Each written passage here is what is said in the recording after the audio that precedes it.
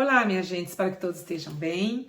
Gente, eu sou a Cristiane Sena, você está no 50 a mais com Cris. Hoje eu estou trazendo a importância do sono e a relação do sono com a alimentação das nossas crianças, tá? É um caso que eu estou passando, eu gostaria de dividir com vocês. Caso alguma mãe ou alguma educadora ou algum profissional médico, né, pediatra, queira dar a sua opinião a respeito, por favor, fique à vontade. E se você tem interesse por esse assunto, fique até o final. Caso você esteja aqui pela primeira vez, seja muito bem-vindo. Esse canal é um canal de troca de informações, de experiências e de outras cositas mais.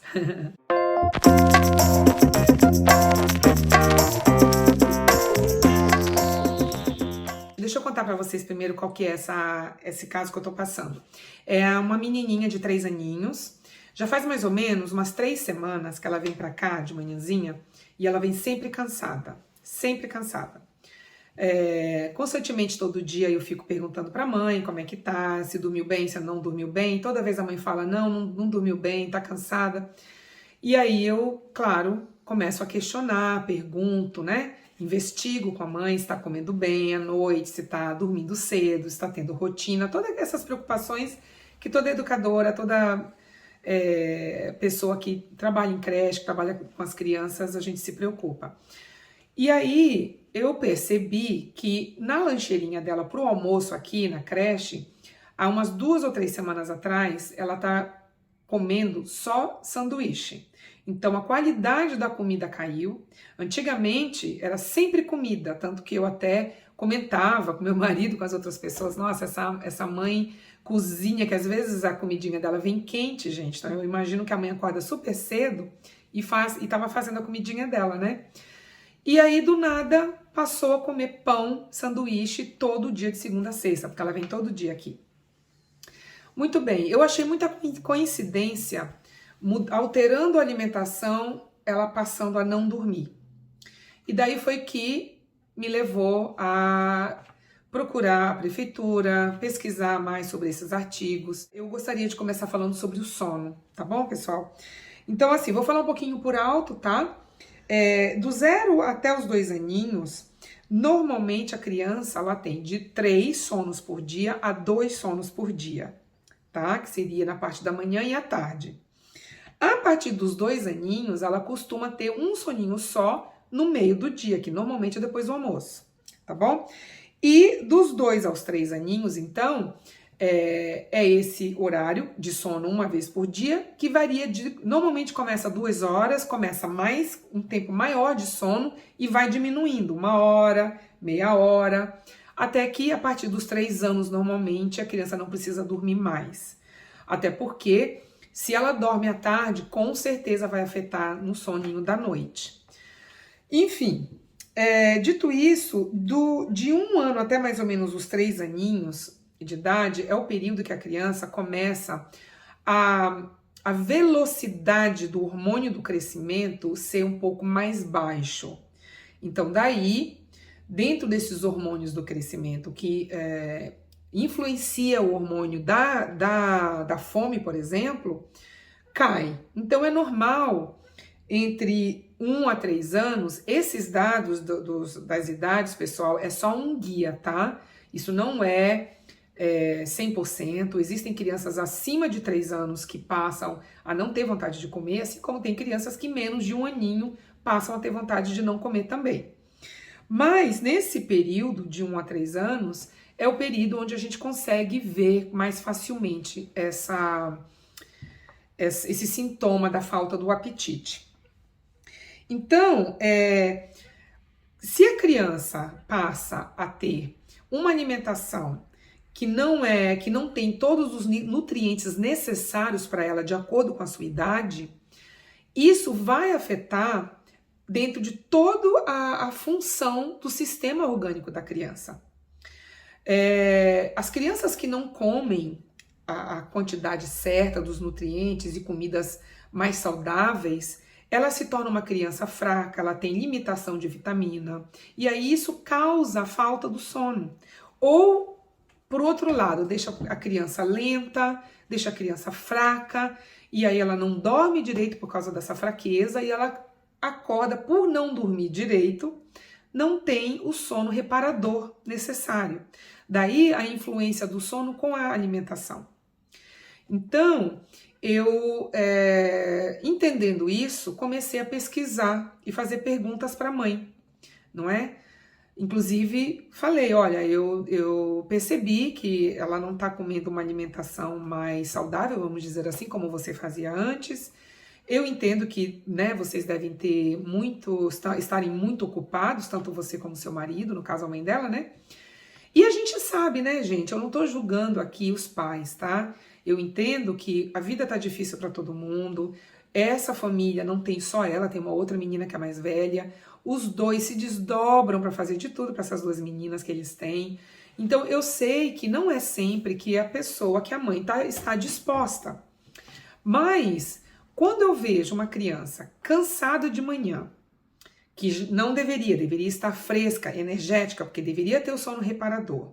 No lanchinho dela, se eu vejo que a comida não é uma comida saudável, eu vou querer entender o que está acontecendo, né? E eu, por não ser médica, eu não posso dizer para a mãe que o fato de estar acontecendo isso com ela é exclusivamente da alimentação.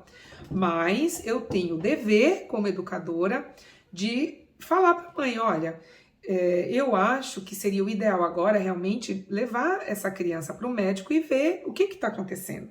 Existem vários fatores, não só necessariamente a alimentação, que influencia no sono, tá?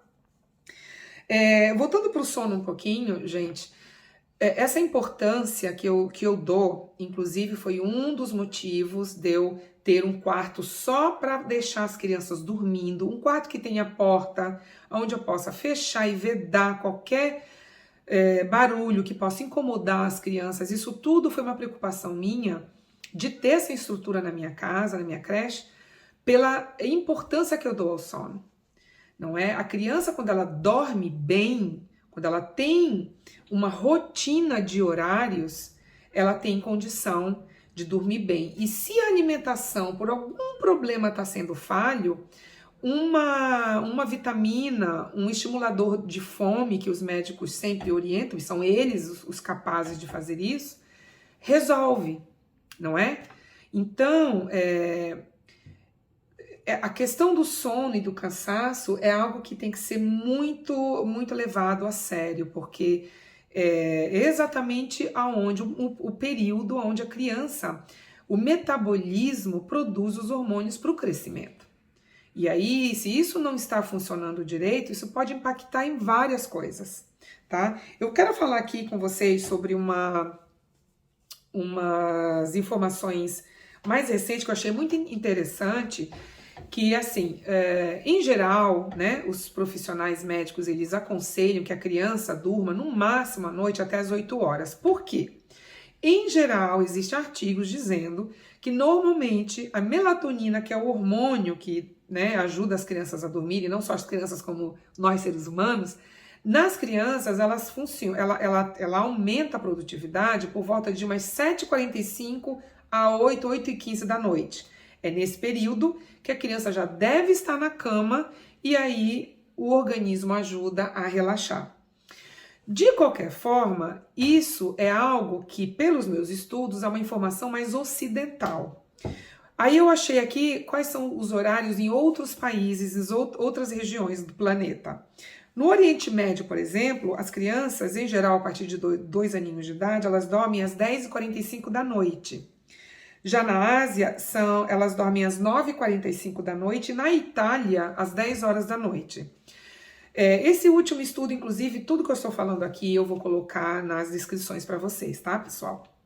Esses estudos foram os estudos mais recentes, onde tem toda uma questão cultural envolvendo e todo um hábito diferente de lidar com as crianças, né? A influência climática também influi, outras vertentes que não vem ao caso agora. Então, em geral, para terminar, gente, até para já ir concluindo, quais são os motivos da falta do apetite em geral? Primeiro, a troca dos dentinhos, né? Não só o crescimento dos primeiros de leite, que já deixa a criança muito sensível, como a troca de leite para o permanente, tá? As infecções bacterianas, que a gente não sabe, o médico aqui tem condição de ver. Os transtornos emocionais que essa criança possa estar recebendo em casa ou em algum outro meio social. E a obstrução intestinal. Tá? Essas são, assim, as mais comuns causas que levam a criança a não ter apetite. E aí, o que fazer para estimular o apetite, então? Oferecer alimentos que a criança gosta mais e de preferência alimentos mais saudáveis. Ter um horário, uma rotina, né, gente? Sem a rotina fica difícil para os médicos até entenderem o que está acontecendo na criança. A diminuição de porções, então se você diminui as porções e aumenta, né, a assiduidade, você faz com que ela se alimente na mesma quantidade no final.